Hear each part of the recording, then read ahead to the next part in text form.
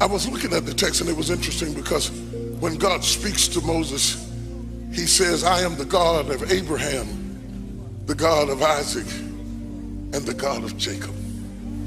I am the God of Abraham, the God of Isaac, and the God of Jacob. This statement would follow the children of Israel even to this present moment. They would forever refer to Jehovah as the God of Abraham, the God of Isaac, and the God of Jacob. But this is the first time that God has called himself the God of Abraham, the God of Isaac, and the God of Jacob. And I understand why God would be the God of Abraham, because Abraham was a friend of God.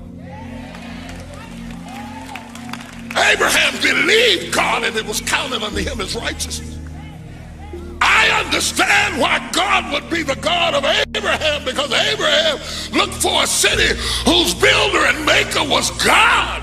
I understand why God would be the God of Abraham, because when Abraham's body was dead and could no longer produce a seed, God gave him a seed that was so potent that when it hit Sarah's dead womb, it brought it back to life again. And 42 generations later, that seed would come out the womb of Mary, and you would call him Jesus, but he would say, I am the seed of Abraham. You won't get that till you get home. I understand why he would be the God of Isaac, because Isaac was the promised child, the miracle child, the holy birth through a dead womb, the consequences of his father's faith. I understand why he would be the God of Isaac, because if it had not been for God, there would be no Isaac at all. Isaac was the result, the culmination of Abraham's faith, the epitome of faith. He was the evidence of things not seen. But what's got me hung up is that he is the God of Jacob. Jacob's name means trickster and con artist. Jacob was the black sheep of the family. He was a disgrace. He was a blotch on the face of a holy dynasty. That God would be the God of Jacob is shocking. It is the antithesis of religion. It is an embarrassment to the church. It is a disgrace to the kingdom that he would be the God of Jacob. Jacob was a mess. Jacob shouldn't sing in the choir or be on the deacon board. Jacob is a mess. Jacob should not be a pastor or a bishop or an elder. Jacob is a mess. Jacob has a messy past and some questionable situations. And Jacob didn't always tell the truth. And he was a con artist just like his racketeering mammy and her uncle Laban. Jacob was the result of a generational curse on his family. He had come from a long line of con artists. Why would God associate himself with the questionable character of Jacob? And why does he use this particular time to introduce this new name to himself and become the God of Jacob? Maybe it is because there's a little Jacob in all of us.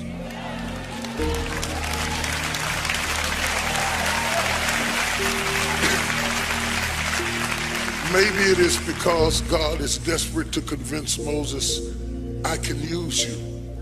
Even though you murdered a man in Egypt and you've been living as an outlaw for 40 years, I am not just the God of the nicety nice, goody good, muckety muck people. I am not just the God of the sanctimonious holy people who were virgins when they got married and lived righteous all of their life and never smoked and never drank and never chewed. I know it's about 10 of you in here that I'm describing, but the rest of you, you ought to be shouting me down right now. You ought to be knocking me down in the floor. You ought to be rolling around and talking in tongues. You ought to be laid out in the spirit, because if anybody looked at your background, there's no way in the world they'd understand why you'd be jumping and shouting in Lakewood on a Sunday morning. But God is a God of Abraham, Isaac, and let every Jacob shut me down in this place. Let every Jacob praise God, every recipient of God's mercy and his unchanging grace. Don't you sit there with them and they with your cute self trying to fit in with people. It doesn't matter what they think. If God's grace fell on you, give him a praise right now.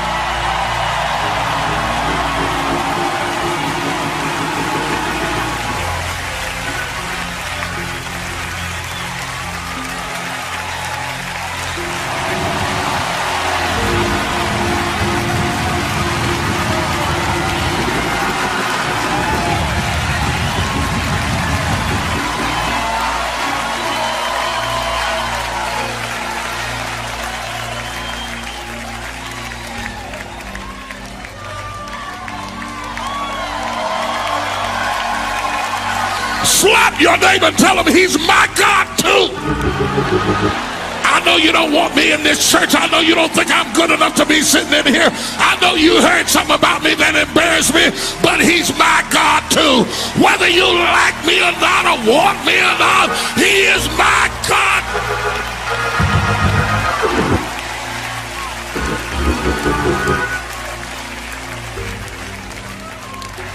You see, sit with me, I never will forget it.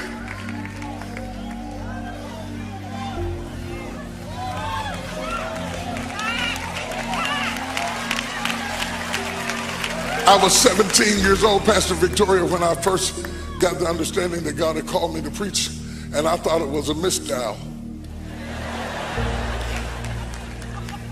I spent 2 years doing every little dirty, nasty, filthy little thing I could do to convince God that he had made a mistake. I totally backslid and left the church completely because I couldn't believe that he would ask me to do something like that. I told him, I said, you're not getting no good deal. I mean, you are really shopping in the bargain basement this morning, God. You know, the closeout special, that's what you got. I walked around Shawnee Park with tears rolling down my face, and I asked God this question. I said, God, why don't you get one of the good people? Why in the world will you ask a guy like me? This is ridiculous. I said, Lord, I was walking around the park, Marcus, around and around and around and around, trying to convince God to get somebody else. I said, I'm honored that you would ask me to do that. I really can't believe that you would ask me to do something like that. But you've asked a crippled man to run a race. And how can I run the race when my legs are broken? I'm not good enough to carry your word. I'm not like those good church people. I've done some stuff. Anybody done some stuff? I've been through some things. I've had some situations in my life that's not going to look good on my resume. And I wish you would get one of those, because I went to church with some holy people. I know they were holy because they wore white. Yeah, they wore white and they said they was holy. And Kurt, they said they was holy. They said they didn't smoke or chew, and they didn't run around with them that do. And I had done all of that, and some other stuff that I ain't gonna tell you too. And I thought he made some kind of mistake. I knew he was the God of Abraham, and I knew he was the God of Isaac. But the question was, could he be the God of Jacob too? Why does God choose this time to introduce himself as being the God of Jacob? And why did God say the God of Jacob when God had told Jacob that his name was not Jacob?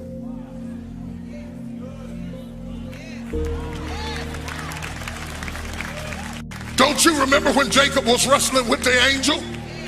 And God said, your name is not Jacob, your name is Israel. Thy name shall no longer be called Jacob, but Israel, for thou art a prince with God. And the God who said his name was not Jacob, but Israel,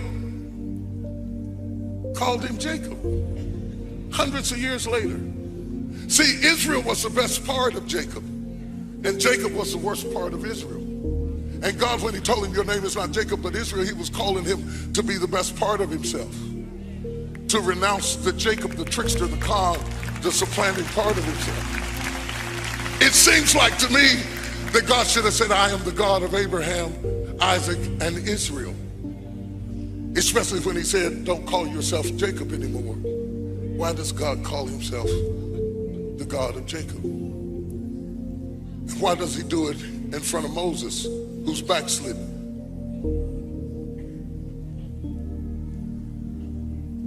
Why does God call himself the God of Jacob to activate a Moses who was a murderer? And why does God call himself the God of Jacob? You will find out because Moses said, I cannot speak for you, Lord. I don't mind going for you, but I can't speak for you. Why don't you get one of the good people? I'm not worthy. I cannot speak. I am slow of speech and I am not eloquent. And if you ask me to go to Egypt, I'll go and I'll throw down my rod and stuff. I don't mind doing it. And I'll stick my hand in my bosom. I don't mind doing that. You need me pour out water, turn the blood. I don't mind doing that. But you can't ask me to speak because I can't. You know how I get when I get up. You see, Moses,